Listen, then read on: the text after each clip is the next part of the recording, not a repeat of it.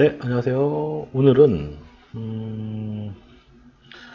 이걸 어떻게 얘기해서 그러니까 임대인하고 임차인하고 이제 계약을 했어요. 이 내용이 뭐냐? 그러니까 이게 오늘 얘기의 내용은 임대차 계약의 이행에 관련된 그 조정 절차입니다. 이게 그림이 잠깐 보시면 임대인하고 임차인 계약을 하는데 물론 이제 부동산이 있겠죠. 근데 어떻게 계약을 하냐면 보증금을 분할 지급하기로 계약을 합니다. 그러니까 이게 여기가 1차 보증금이 한 5억 5천 정도 됐던 것 같은데 첫 번째 2억 2천, 뭐 3억 3천 이렇게 두 번 나눠서 지급을 하기로 했었던 것 같아요. 그 대신 중간에 보니까 이게 날짜가 이게 나오진 않는데 목조주택을 인도받는 날짜를 중간에 받는 걸로 합의를 한 것 같습니다. 자, 그런데 인도를 안 하니까 이제 인도를 해줘야 되잖아요. 인도를 안 하니까 이제 임차인이 조정 절차 신청을 해버린 거예요. 그 상태에서. 빨리 인도해달라. 돈을 주겠하겠다. 이럴 때 법상 의무가 있잖아요. 법상 의무. 이게 임대인의 의무가 뭘까요? 임대인의 의무는 목적물을 임차인한테 인도하고라고 있잖아요. 인도하고 계약 존속기간 중에 사용, 수익할 수 있는 상태로 해야 할 의무가 있다. 뭐 이런 얘기고. 그럼 여기 나오는 임차인은 또 어떤 의무가 있나요? 이 돈을 지급해줘야 되는 의무가 있죠. 보증금을 지급해야 될 의무가 있는 거예요. 자, 이 사실관계를 좀 보겠습니다. 내용이 복잡하진 않은데, 이럴 수도 있겠다 싶은 내용이에요. 무슨 얘기냐면, 자, 임대인과 임차인은 목조주택, 요거 해당하는 목조주택에 대해서 보증금 5억 5천만 원의 임대차 기간을 2022년도부터 2024년도까지 하는 걸로 임대차 계약을 했대요. 자, 임대인의 필요에 의해서 특약을 만들었는데, 어떻게 했냐. 이렇게 했습니다. 보증금 전체 5억 5천 중에서 2억 2천만 원은 2022년도 언제까지, 그 다음 나머지 3억 3천만 원은 2022년도 언제까지 이렇게 하자. 임대인한테 지급하는 대신에 임대인으로부터 이 목조주택을 2022년도 중간 땡땡 언제 날짜에 목조주택을 인도받기로 했답니다. 이거 보니까 그림상 2억 2천을 먼저 넣었잖아요. 그리고 이제 3억 3천이 있잖아요. 그러면 그 사이에 아마 이게 목조주택을 인도하는 걸로 그렇게 특약을 쓴 것 같아요. 지금 제가 보기에. 자, 임대인은 보증금 잔금의 지급에 대한 임대인은 보증금 잔금 지급에 대한 확약서 작성을 요청하며 확약서 작성을 요청하며 계약을 체결했는데 확약서를 작성해달라고 요청했다는데요. 그리고 2022년도 땡땡 날짜가 지나면 목조주택 2022년도 중간에 그 날짜가 지나도록 그러니까 합의한 날짜가 지나도록 목조주택을 인도하지 않고 있어서 이게 계약 내용의 특약상의 문제로 분쟁이 발생했다. 이런 얘기예요. 그래서 임대인의 주장과 임차인의 주장이 좀 달라요. 임대인의 주장. 이게 무슨 얘기냐.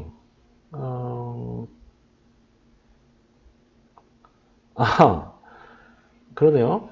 그러니까 보증금 잔금을 지급하겠다는 취지의 확약서를 작성하는데 협조하여야만 목조주택을 그 피신청한테 인도할 수 있음이라고 주장을 하고 있답니다. 그 임차인 쪽에서는 인도 의무 지체에 따른 손해배상을 부담해야 된다. 이게 이제 완전히 갈라진 의견이 서로 이제 갈라진 거죠. 자, 이거 제가 보기엔 임대인 쪽에 좀 문제가 있는 것 같아요. 이게 만약에 확약서가 필요하다는 이유였다면 계약 당시에 이 확약서를 받으셨어야 되는 게 맞네요. 제가 보기엔 그렇게 맞아 보이는데 이거는 지금 지체 이게 쌍무계약이라고 했잖아요. 이 지체 책임이라는 게 있어요. 지체 책임. 그러니까 뭐냐면 인도를 해야 될 날짜에 인도를 하지 않았기 때문에 그거에 따른 손해는 아마 임대인이 지지 않을까 생각이 듭니다. 자, 어떻게 처리했나 좀 볼까요? 결과는 그렇겠네요. 조정하는 걸로 했다. 어떻게 했냐면 조정 과정에서 그러니까 그 인도 의무가 그러니까 조정 과정을 먼저 설명드려야겠습니다.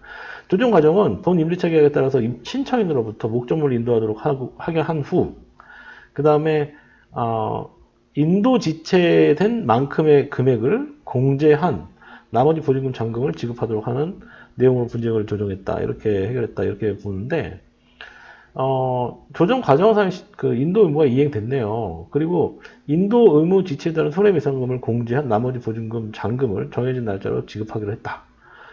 그렇게 된 겁니다. 여기서 그 주택의 인도 시기와 관련해서 지급할 손해배상금을 30만 원으로 상호 합의했답니다. 그 30만 원은 아마 조정위원회에서 이 정도 선에서 잡자라고 했을 가능성이 높아 보여요. 그래서 얼마입니까? 총 3억 2,970만 원. 3억 3천에서 30만 원 뺀 3억 2,970만 원을 언제까지 지급한다. 이렇게 했어요. 그리고 강제 집행할 수 있다는 내용도 기재했네요. 이렇게 지금 보면은 그 특약을 쓸 때 있잖아요. 계약서에 대한 특약을 쓸 때 특약 내용이 좀 불분명하거나 내가 돈을 받기가 굉장히 애매한 상황이 생길 것 같은 불안감이 있다든지 이런 경우에는 아까 중간에 보면은 확약서 요청했잖아요. 나중에 계약 끝난 다음에 확약서를 요청하면 이건 진행이 안 되는 거예요. 그럴 때 분쟁이 생길 수 있거든요.